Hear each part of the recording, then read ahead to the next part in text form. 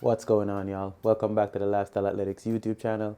If you guys are new to the channel, remember to like, subscribe, and share this information with whosoever can find it useful. Today, we're going to talk about my top tips for building confidence as a runner. These are the tips I use, these are the things I implement year by year to improve and to be confident whenever I step on the track to perform at my best. And if you start implementing these today, I guarantee you will start seeing better results. Without further ado, guys, let's jump right into it. The first one we're going to talk about here is the most important one. You have to set goals, right? Set realistic goals, right? For example, if you're a beginner, somebody who's just now starting out, you want to set goals that are attainable, and you want to set small goals. Like you'll start out, say for example, you're trying to run your first 5K. You would want to set a simple goal of running my first 5K and see the time that I produce, right? And then based on that goal, just finishing the 5K, you'll attain that goal, and now you could be like, oh, I ran the 5K in this time. Now let me set a new goal of saying, oh, if I ran it in 30 minutes, now I want to shave off 2 seconds off it or 3 seconds off of it, right? The first thing you want to do is make sure you're setting realistic goal. The second thing we want to do here is you want to track your progress. And what I mean by this is I'm the type of person who writes everything down. So whatever I do in training, I write it down. Whatever I eat, I write it down. I track training every week, and that's feedback that I could use to say, all right, if this week I ran my 200s in 26 seconds comfortably, and then the following week I'm running them in 29 seconds and it feels hard, that means I take a step back and I see what I'm doing, and then that information, the fact that I'm tracking that information, could be useful in getting me to my goals. You want to track everything, track your progress, track your wins, track your losses, track everything. You could have a better idea of where you're at and how you're doing. The next thing we want to do here is I'm a big advocate of joining a group. So if you're a runner, you want to join, go online and type in run club near me, or casual running near me, or something. Or if you're more serious, you could reach out to me and you could be a part of my group, the Lifestyle Athletics training group. And what I'll do is I provide training, I provide structure and information like this that most coaches won't give out. The next thing you have to do is making sure that you're practicing positive self-talk, right?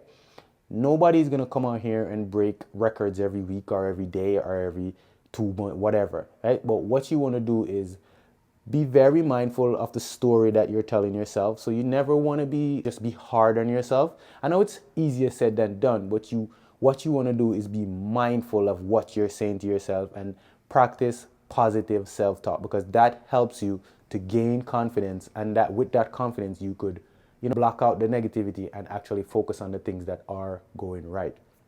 The next thing that I recommend that you do, this one, it takes some practice. I do it a lot. It's called visualizing success. I kind of visualize my races ahead of time. I visualize me running off the turn. This is a thing that I like to do before any big race. What I like to do is visualize my warm-up, what I'm wearing, everything. I go through that, what it smells like when I hit the track, what do I smell like little things like those. I visualize that and I actually try to feel it. And then sometimes I could go even deeper as in I visualize, and when I get on the start line and I run it and the starter say on your marks, I go through that whole process and I put a timer on myself and I run the whole thing and I click my timer off.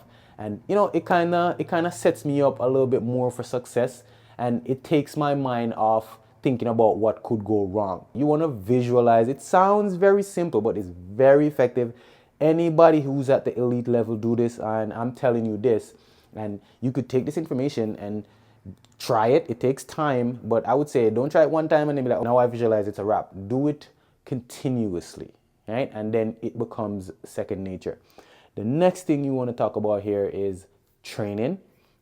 I like to cross train. I would say if you're, so for example, like for myself, I'm a 400-meter hurdler, right? But you would catch me running the 100, you would catch me running the 200, but you will also see me in a 600, right? Don't be surprised if you see me in an 800, right? Like that type of training where I'm not just stuck in just I run the hurdle. So every day I go to practice, all I'm doing is just going over the hurdle, going over the hurdle. Right? I do go over hurdles, but I want to cross train a little bit. So I'll get in the pool, not just when I'm hurt. I'm talking about I get in the pool and if, so for example, you're a distant runner, you run longer distances, right? Don't just think that every day you get up, all you doing is running longer distances. You want to incorporate some shorter distances in there as well. You want to incorporate some strength training. You want to incorporate some core training. You want to incorporate all of this stuff to help you to maximize and be a better athlete. And all these things will help you to be stronger overall. And the next thing we want to talk about here, which is very huge, is investing in proper gear, right? Don't decide that you're going to become a runner or you're trying to run and get to the next level and you're not thinking about proper footwear, proper clothing, stuff like that. You want to focus on those things. And if you can find the money to do anything else that you think that you deem suitable, if this is something that you want to do when you take it seriously, you have to invest in yourself. The next thing is going to be invest in yourself. And if you're not able to invest in yourself, go around people who will see your talent and invest in you, right? But these are things that you have to pay attention to if you're trying to be more confident in any sport. Next thing we're going to talk about here is celebrating your small wins. Big wins, everybody celebrates. Smaller wins, you just look past it like it's nothing. I would say celebrate your small wins. Every time I go to a practice and I leave that practice and I hit some times, or if it's a hurdle practice and I'm clearing hurdles and I'm attacking hurdles, I'm celebrating. I'm like, yo, this is a good day. I feel so good and I'm holding on to that. And that makes me more confident overall when I hit the track for a big race, right? And the last thing we're going to talk about here is the biggest one. It's staying consistent, right? This is something that most people struggle with. You try something new, doesn't work out, or you're going through a little bit of a slump, and most people, they go through the motion but they're not invested. I would say stay consistent, and staying consistent don't mean that you're doing the same thing over and over and expecting a different result. Staying consistent means that every single thing that I just listed, you're trying to follow that module, stay consistent with those things, and I guarantee you the results will come.